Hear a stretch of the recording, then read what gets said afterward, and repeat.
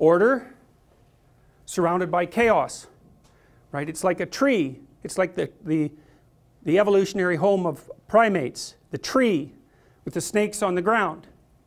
That's our landscape. Or it's the fire for tribal people, and the terrors of the forest that are beyond the light that the fire casts.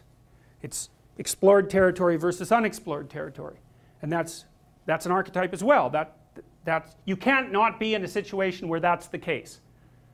Even if you're among friends, you know, you think that's explored territory. That's not exactly right, because what happens if you're among friends is that they carefully reveal new parts of themselves all the time. So it's like they're blasting little elements of unexplored territory at you constantly. And if they don't, then what happens? You get bored and you look for new people. And we know there's empirical data on that with regards to intimate relationships, because there was a nice study done a while back showing that, looking at the ratio of positive to negative emotional experiences that were most predictive of long-term relationship success. And the answer was, now obviously it depends on how you would measure an event and how you would measure positive and negative emotion, but that aside, the finding was something like, if you're in a relationship and you only have 5 positive interactions to 1 negative interaction, then the relationship will end. It's too negative. But if you have more than 11 positive interactions to 1 negative interaction, then it also ends. And you think, well, that's pretty bloody peculiar. Why in the world would that be?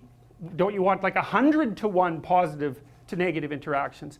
And the answer to that is, what makes you think that you want a relationship so that you can be happy? Or at least happy moment to moment? Why do you think that? It's certainly not the case. You know that too, because I bet you there's not a person in this room who hasn't rejected someone because they were too nice to them.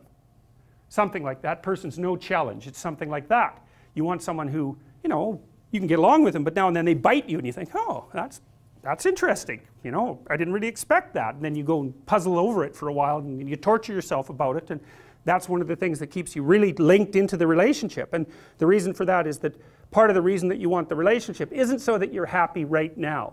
It's so that you can live a high quality life across multiple decades. And so you're looking for someone that you have to contend with, who's going to push you beyond what you already are, and who's going to judge you harshly often for your limitations. Now that'll make you angry and all of that, you know, and resentful, and maybe you'll take your revenge and all of that, but you don't want someone who thinks you're perfect in your current form, partly because why would you want to go out with someone that deluded?